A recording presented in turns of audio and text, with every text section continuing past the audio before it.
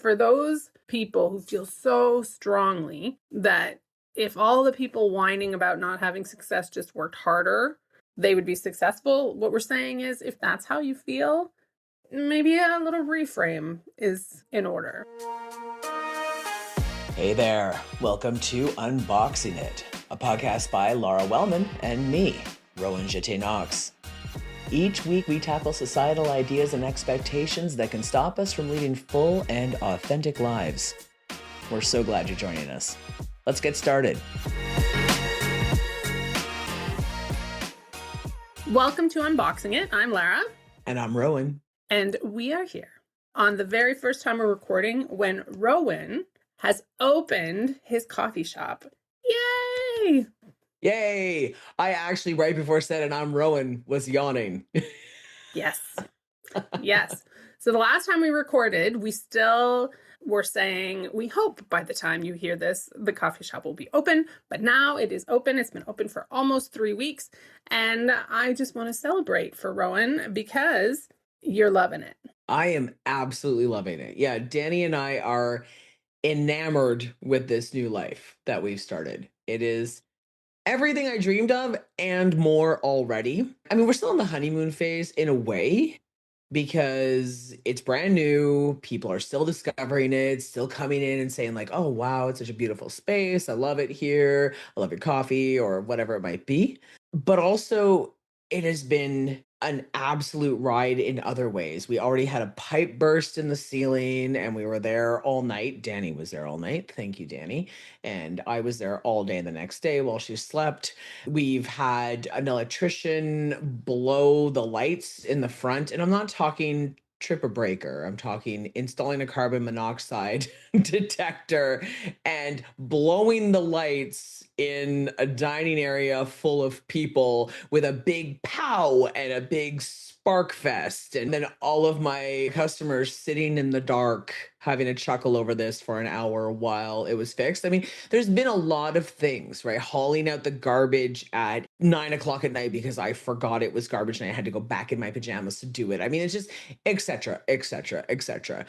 But there's also been wonderful, like 20 days of doing the thing that I wanted to do my entire life. I've always wanted, since I was a teenager, to own a coffee shop. And I own a coffee shop now. And it is absolutely amazing. Although this is literally my first day off in 20 days. And I've been working at least 12 hours straight every single day. So I'm tired, but I'm happy. I love it. I have seen a lot of online chatter. I'm sad I haven't been able to go in yet because I live, a little bit far away. A little bit. Only 4 hours. What's wrong with you? I know. Which means I'm close enough to get there sooner than later. But I'm seeing so much chatter online about how much people love it already. And I'm just thrilled for you. So everybody who's listening, who's in Toronto, should go check out Understory, which is at the address Rowan will now say. It's at 505 Church Street to the corner of Church and Wellesley. It's the little spot right next to the Pizza. And it has a giant lit up Understory sign, so you can't miss it. So go check it out. And if you can't get there soon, because like me, you're not near there, go check it out online because it's awesome. And I am very proud of both you and Dani and thrilled for you. Thank you. And I think that it got me thinking about this week's topic, which I texted you about earlier and said, I think I really want to dig into this because I'm working really hard right now. And I mean, I don't think I've ever worked harder in my life. And I've done a lot of things. I've raised children. I wrote 2 books. I've traveled to speak. I've done all these different kinds of things, book tours, and worked in a school, and I cleaned homes. And all of those things have been in their own ways tiring. Now I am very tired because I am working these really, really long hours and there are very few breaks. But I have been thinking a lot about the privilege surrounding, and people are probably sick of me saying privilege on this podcast, but I'm going to say it because it keeps coming up and it makes me mad that, okay, sorry, I'll recenter myself now. My brain's a little tired. I've been thinking about the fact that Dani and I would not have been able to do this and open this shop if we had not had some stability first. We had some savings we could pull from. That really helped. We had the ability to write a good business plan and to pitch it well because Dani and I are both presenters by trade. She from advertising, me in the DEI human rights spaces. And so we were able to pitch this to the bank and the federal government and secure a loan for ourselves to make this happen. That is why we have the privilege of opening a coffee shop and supporting ourselves in this way, even if it means that we're still working really long hours so we can afford to hire people. And I see online all of the time people who go, well, if you just worked harder, if you just worked hard like I did, you could own a house. If you just worked hard enough, you could go to school like I did and get 2 degrees and then get a good job. If you just worked harder, you could, say in the US, pay your medical bills. Like it's just this idea that comes from privilege, in my opinion, 99% of the time, that if you just work hard enough, you can live your dream, whatever that dream is, where you are financially stable, successful in some way, home ownership, business ownership, whatever it might be. And, I'm doing it right now. And I'm telling you, that's just not true. Not everybody can just work their way into their dream life. I'm not saying that hard work doesn't pay off. I do think that hard work does pay off. If I didn't work this hard, I would not have a coffee shop right now. But at the same time, if I didn't have the means in the first place to secure the financing, I also wouldn't have a coffee shop. And there's no way to work hard enough for that to happen for some people. So I really want to swear at these people sometimes, and I don't swear at them, but I really want to swear at them. It makes me really, really mad. Yeah. A lot of this, I think, is the American dream. We're Canadian, but the American dream is, I think, something that the whole world has seen most of their lives as if you work hard, you can make your dreams come true. And certainly, some people have worked hard and made their dreams come true. I also think it used to be easier in some ways for that to happen. We don't need to dig into that too much, but I do think it used to be easier. And Mhm. now we are applying the same quote unquote rules of if you work really hard, you can change your life when the world is no longer set up to do that. We have come into an age where it is very difficult to get ahead. I believe this is the first generation that isn't making more than their parents, maybe millennials, I'm not sure. But I know that like it always used to be that kids made more than their parents and it's like we hit a cap. Like now with inflation, how much everything costs, it's no longer simply a matter of if you're responsible with your income, you're going to have enough to have savings to do all the big magical things that will make sure that your life is good. It's just no longer true. We still think we're living in 1955, Mhm. where, you would see these iconic pictures, either stills or movies or whatever, and you had these families with a nice car, maybe two, a house, two kids, and then they also maybe had a cottage. Now, if you have a cottage, it's probably been passed down in your family. Very few people are just buying a cottage these days. And if they're buying a cottage, they often don't own property outside of that cottage. They're maybe renting in the city or something. Like it's a very different time. You have people who are working way harder than me.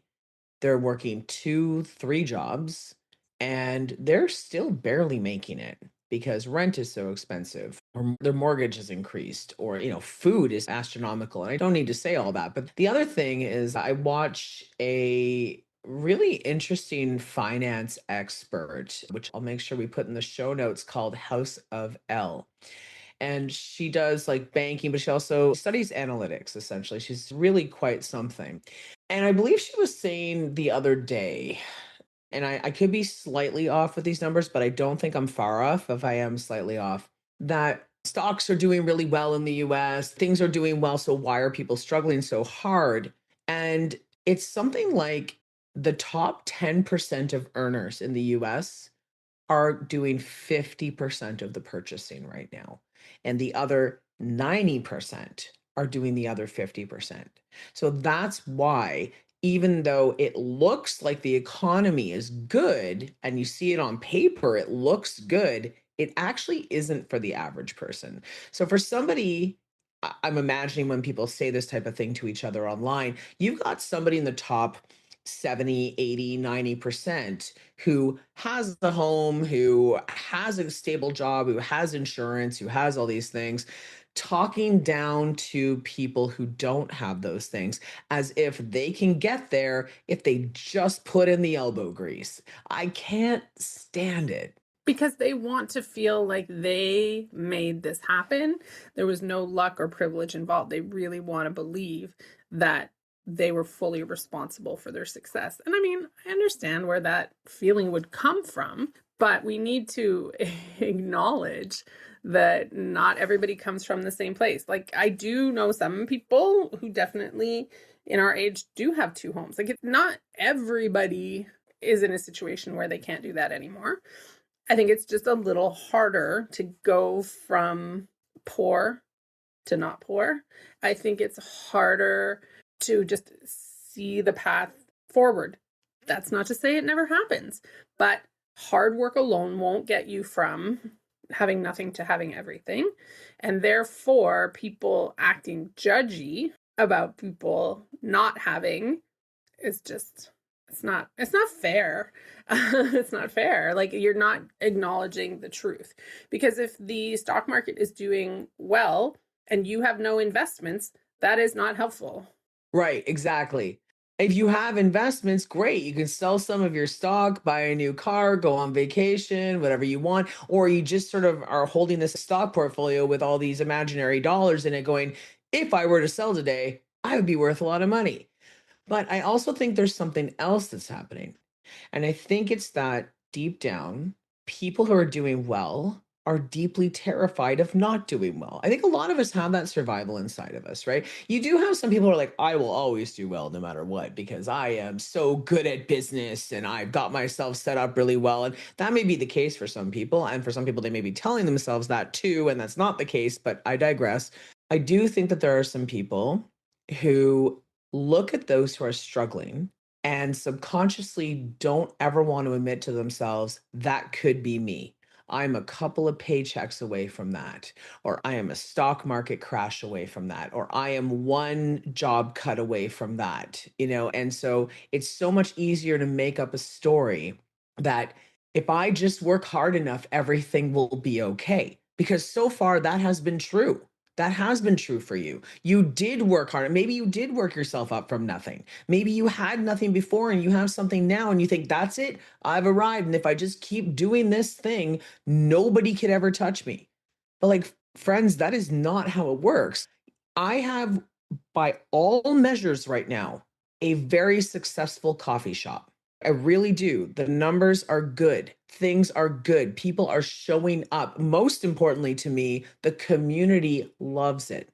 And that just brings me so much joy. I'm very happy at my job and I'm happy seeing these other people happy. That is the most important metric to me.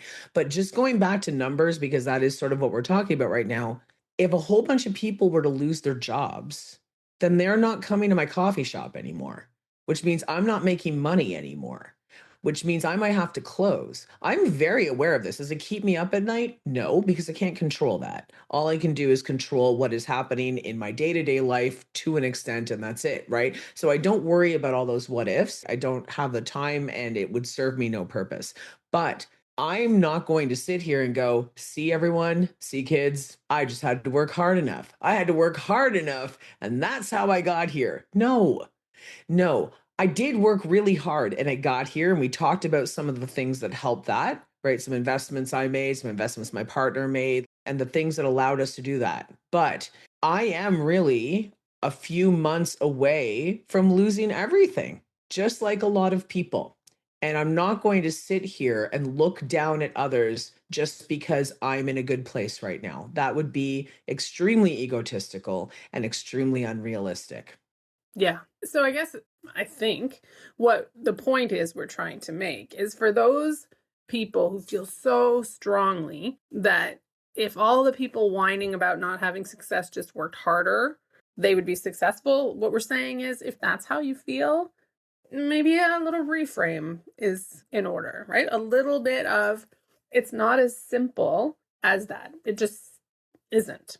It just isn't. And to think that younger generations just don't work hard and that's why they don't have the things that you did by their age is simply not true. And again, if that's how you're feeling, spend a little time asking yourself, is that true? Well, I think it just comes down to empathy. And empathy really just is trying to understand what somebody else is going through and not just seeing it through your own lens, right? So it's really about looking at someone else's situation and recognizing they are their own person with their own set of circumstances who grew up in their own family, in their own, say, place in the world, whatever it might be. And I think most of us are really trying our best. Like just up the road from the coffee shop, there's a park. And that park is well known for drug selling, drug use. And as a result, we get a lot of people who walk by and occasionally come in who are struggling with substance use disorders, crack, crystal meth, etc. And there's no part of me, and I see it sometimes, and I hear people talk about drug users, and I'm not talking about drug users like, people who smoke pot. I'm talking about people who are using hard drugs like that and where there is an addiction issue. I see and hear a lot of judgment around that. But all of these people are people who have struggled deeply. A lot of them are dealing with mental health issues. They did not have access to help for, did not have the means to get that help. The resources were not there. They can't afford their medications, or they're not being monitored because there aren't enough doctors, et cetera, et cetera. And or they're dealing with significant trauma, but they've never had the means, the support for that, or they're dealing with housing insecurity, or they're dealing with food insecurity. They have no one to support them. They don't have families necessarily who care for them. I mean, these are human beings. They didn't just suddenly become people who are using drugs every day. And they're people who were children, who grew up, who went to school, who had families, who had lives, who had friends. And something happened along the way where it became a part of their story that they are now very addicted to substances. I'm sure that was never the intent. It's just what happened. And they have many more rungs on the ladder to climb. And frankly, for the most part, always did have many more rungs on the ladder to climb to make it up to where a lot of us are today.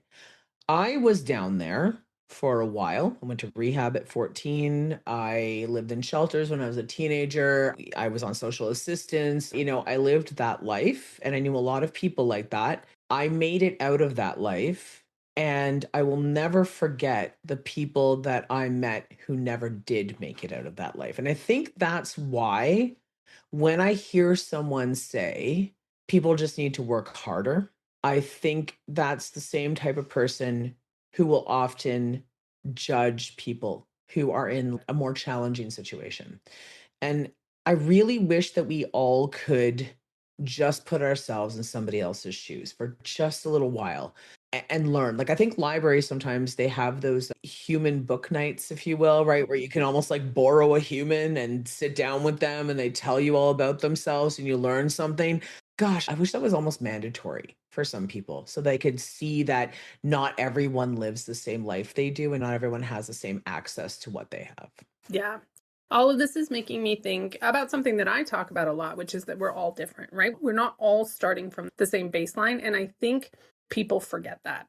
So when we talk about privilege, it could be financial privilege, could be all kinds of things, right? Like you came from more money, you came from a more educated background that then therefore put you into a more education. There's all kinds of things that can be privilege. And as you were talking, I was thinking about some of the other privileges, like being someone who has a non-addictive body.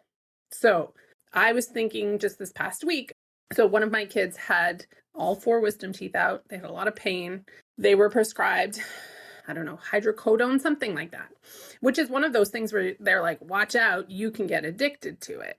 And they took it and it did nothing. And I said, "Oh, honey, you're just like me. It does nothing." Right? Right. I have had a lot of pain in my life, and they prescribe what I like. When I first was prescribed essentially hydrocodone, some kind of, narcotics for pain, I was really angry because I thought the doctor just gave me something weak because nothing happened and Advil worked better. And so my kid had the same thing happen. So I said to them, well, the one bright side is we're never going to get addicted to this stuff. Right, exactly. Because whatever it is that people, gives them that really great high and that they love, like, doesn't happen. So that's not going to happen to me. There are a lot of people who have the privilege of a body that works really well, that is comfortable and wants to do exercise. So for everybody who thinks like, oh, if everybody just like did what I do, they would also feel great. And I'd be like, no, buddy, we're not starting from the same place. You're assuming that if I just got myself together and did what you do, you'd see you'd feel better. And I'm promising you guys that it is at least 100 times harder for me to do that thing that they're doing than it is for them. That's not to say I can never do it, but like, let's acknowledge that it's 100 times harder. Yeah, I think, like I've been complaining a lot on this podcast, but along the lines of what you just talked about, I'd like to offer a solution.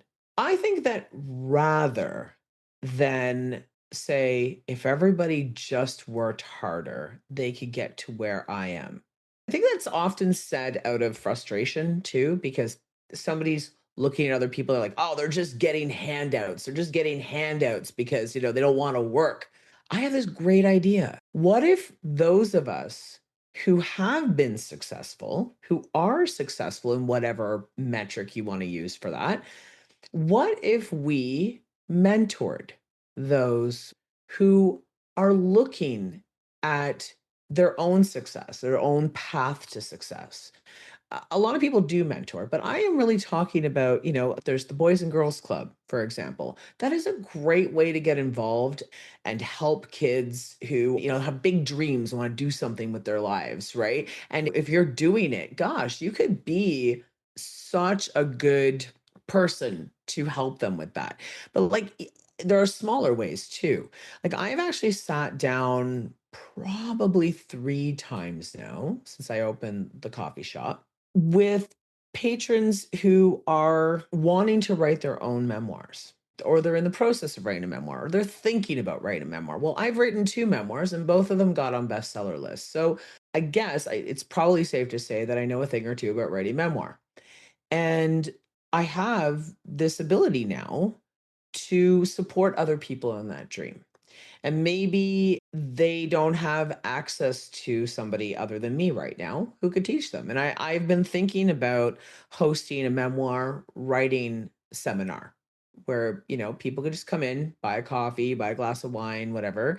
And we could sit and chat about what it looks like to write a memoir, to plan one out, et cetera, et cetera. Because even last night, we hosted our first writers group. So they come in every Tuesday now and they stay until close. I stay open late and they stay for about 3 hours and they write and they take breaks and they chat and then they write some more.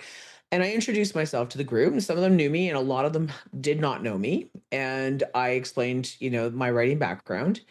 And I said, what means a lot to me is that I once, when I was first starting out, went into coffee shops and wrote my first book. I wrote my first piece for the Globe and Mail. I wrote all these different things in coffee shops. And now I own a coffee shop where other people are coming to write. And I said, no matter what you're writing, I'm so excited about this. And who knows, maybe the next person who gets published is sitting right here tonight writing that story in my coffee shop. That means the world to me, right? So it's like that is a way that I can support other people who are up and coming. So I just think there's all these ways that we can get involved rather than just complain or pass judgment. Yeah.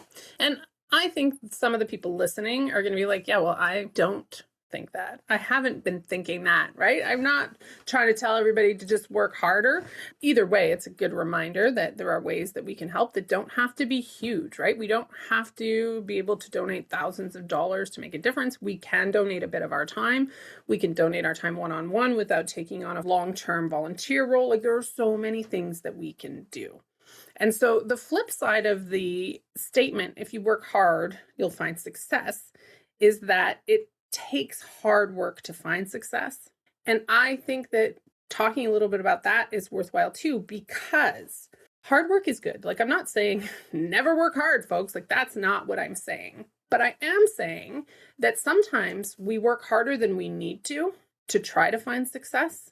And then we don't give ourselves room to find the easier ways that things could happen. And if you're go, go, go, push, push, push, push, push, push, I need to do more, I need to do more, the only way that this will work is if I do more. And then you get exhausted, you crash out, you burn out. That's not better than looking for, are there things I could do here that are easier? Are there things that I could do here that will save me time so I don't have to work as much?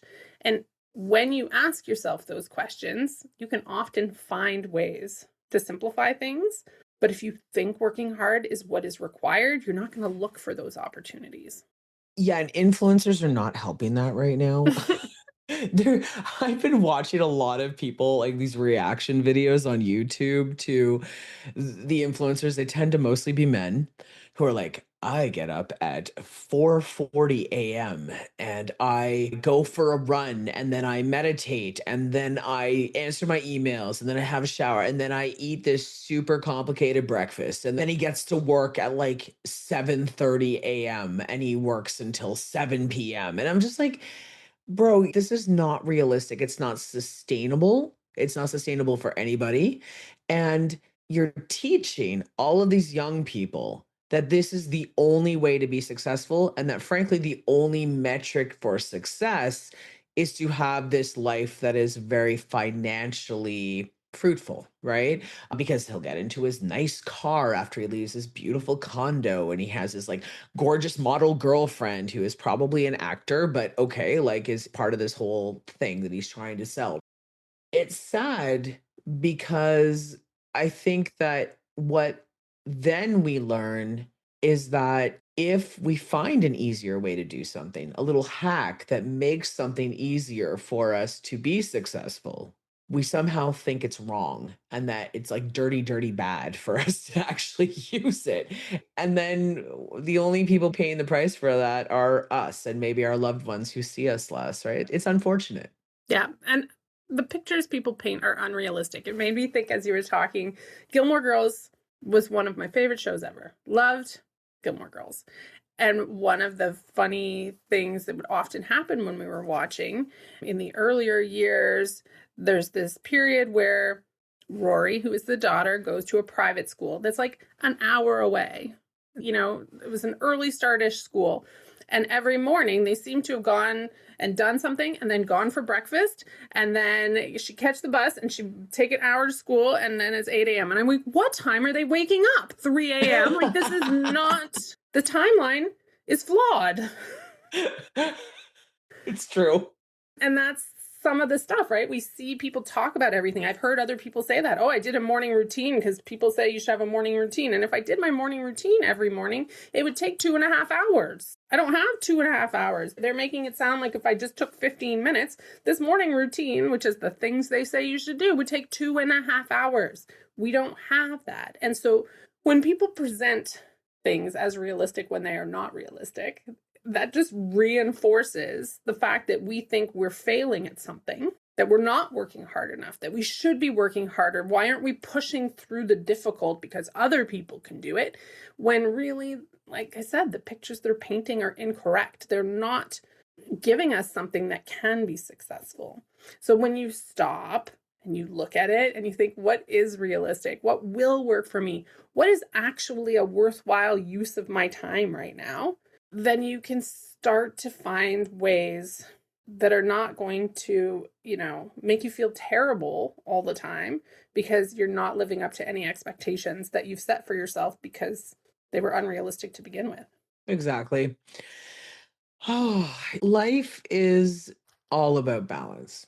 It's all about balance. And really, I think the older I get, the more I realize I've been hard on myself for most of my life, setting these really unrealistic standards, holding myself to them, and then often trying to hold other people to them.